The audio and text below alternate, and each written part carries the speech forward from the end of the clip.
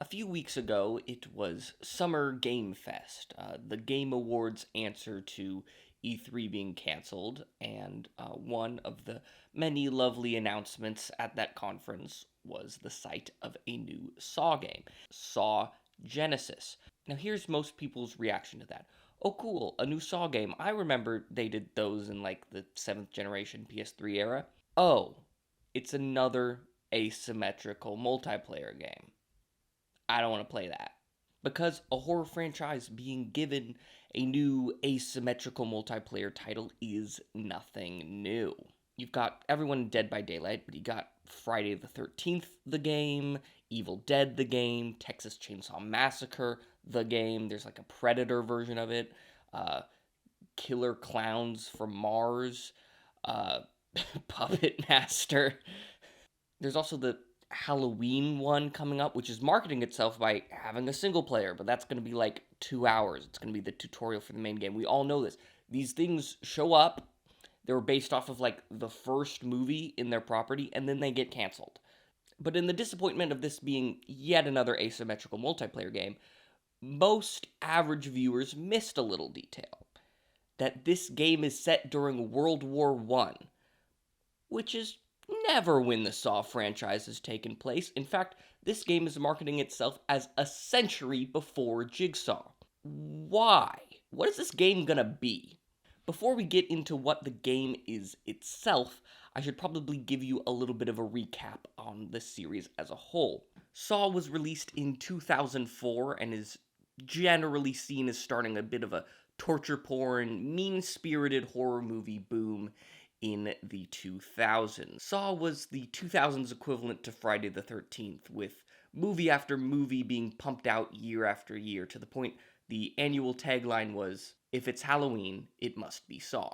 Critics called these movies complete trash, which I can't particularly argue with, but I love these movies to death, every single bit of them. I love Saw because it is a soap opera with gore. There's so many weird storyline choices and betrayals and plot twists and reveals and just nonsense, compounded by some seriously impressive practical filmmaking. And with the original 7 films being released over 7 years, the timeline of the series is not that long at all. The series is set in an unknown city at an unknown time. The police are just called the Metropolitan Police Department. But we do get a clue to what year it takes place in the original Saw. Oh dear, turn on the TV, any channel, we are under attack. Between Saw 1 and 2, there's about a year and a half span, which saw 10 exploited to be set during the prime of the Jigsaw killing spree. Saw 2 and 3 have a little bit of less time between them, about 6 months, because Jigsaw's brain cancer is progressing. Saw 4 does some trickery where it's at the same time as 3. Saw 5, 6, and 7, 6, 7, sort of one after the other. They're following up on each other's cliffhangers, but there needs to be enough time for Hoffman to construct another trap. So really not that long of a series as a whole, maybe like max 2-year time span for the series. And as we could tell from that unfortunate phone, it's set in the 2000s sometime, the time the movies were coming out. And of course, all these movies play with flashbacks, non-chronological storytelling, just weird time stuff. But the farthest the flashbacks go are about like the 90s. This isn't a huge epic of any kind. And then there's Jigsaw in 2017 and Spiral from the Book of Saw in 2021. These are both attempts to sort of revitalize the series, make a new Jigsaw, and there is about that 10-year difference from the original series. So both these movies are set in like the late 2010s. So Saw is a contemporary series set in the 2000s. Why are we jumping back a century before Jigsaw? Which, by the way, World War I ended in 1917. Presumably this is a couple years afterwards, so this is more like the 1920s. So we're not a century before Jigsaw, we're 80 years before Jigsaw. I hope someone at Bloober Team gets fired for that mistake. This time shift has not gone over super well with fans, especially under the current circumstances. You see, after the smash hit that was Saw 10, the studio was rushing to make another one, get Saw 11 out the door next year. but it got delayed and suddenly removed from Lionsgate's calendar after a lot of time. The production just never started, which is a shame because the scriptwriter says it would have been like a Luigi Mangione parallel, and that sounds awesome. It has been rumored that the main producers of the Saw movies, Oren Coles and Mark Berg, got into a little bit of a tiffy over Israel versus Palestine, and that just sort of shut down production. They never moved forward with anything. Great work, guys. This stall in production actually meant that the rights to the Saw franchise were sold from Lionsgate to Blumhouse, where they're partnering with Atomic Monster, James Wan's production company, to try to bring the series back to its roots, whatever that means. And fans are hesitant about the new direction.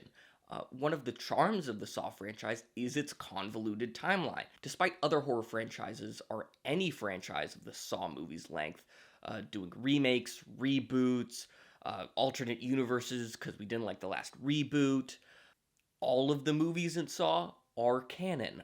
The supplementary material may not be, like the video games that Konami made and that weird comic book, but if you sit down to watch a Saw movie, you don't have to really figure out where you are. Okay, I'm lying. You definitely have to figure out where you are, but that's part of the fun. And right now, we're potentially looking at a Saw reboot, a remake. We don't know what's going to happen, but it's likely that that convoluted material will be seen as waste and discarded, and that's a little sad. And then in marches Bloober Team with two studios who haven't really done anything, saying, "We're taking Saw back to World War I." This is the first thing that comes out after the Saw rights transfer. People are a little bit weirded out by this. I'm kind of hesitantly for it. It's not like the storytelling in Saw really made sense before, so if we keep going crazy with it, maybe even going the Predator Killer of Killers route, where we've got, Victorian era Jigsaw with the plague mask, medieval Jigsaw, just all of these random time periods.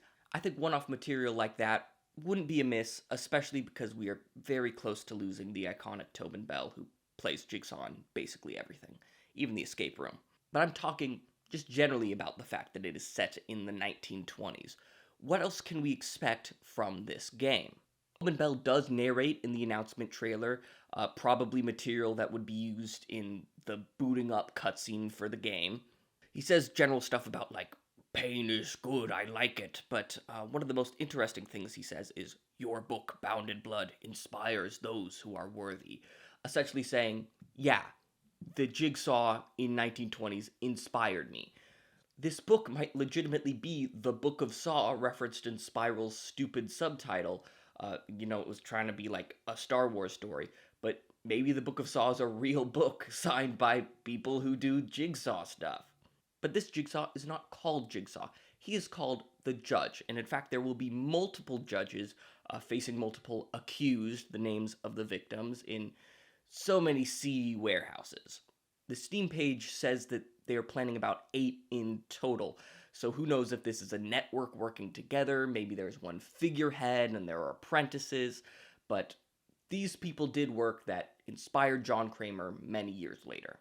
The only judge we know right now is the Doctor. He fought in World War I, saw his comrades die, got disillusioned with the world, got his jaw blown off, and now he has like a cool metal jaw replacement, cyborg-looking ass. And the Doctor has all the same traps and spirals and even the same puppet. It's called Betty the Puppet on the Discord. That's hilarious. If we're taking this at face value, Jigsaw read a bunch of stuff about murders in the 20s and said, "I'm gonna copy all of that. I like those guys." It's a pretty crazy idea, even by Saw's standards. And I don't think the idea is going to be given the grace it deserves because the studio is prioritizing a multiplayer experience. I'm going to be honest, I'm rooting for this game. I don't think it's going to last very long. It's another game in a genre people are tired of, and even with your crazy concept, that means you don't have room to throw in characters people care about to get the fans riled up. You're going to be bringing in your own OCs into the Saw universe, which might rub fans the wrong way. And there's only so much you can do to change the asymmetrical genre. And they go, "Oh, whoa, it's 3 versus 1. The accused can be put in a trap and they have to wait for their people to help them or make a sacrifice. Or if they get the key to get out, they can just run out and leave their friends behind. And the judge isn't very powerful, so he has to rely on being strategetic and really cornering and cutting people off. It sounds like a recipe for an unbalanced mess. If you're bad at any of these roles, or really good and leave your teammates behind, it's gonna suck to play.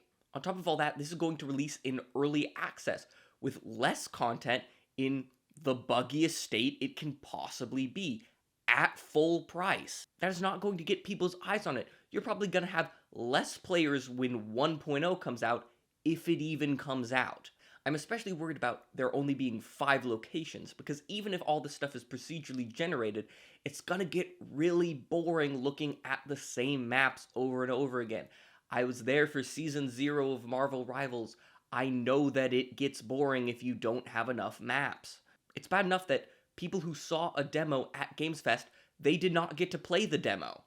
They just got to watch footage of the developers playing the game, probably trying to make it look put together.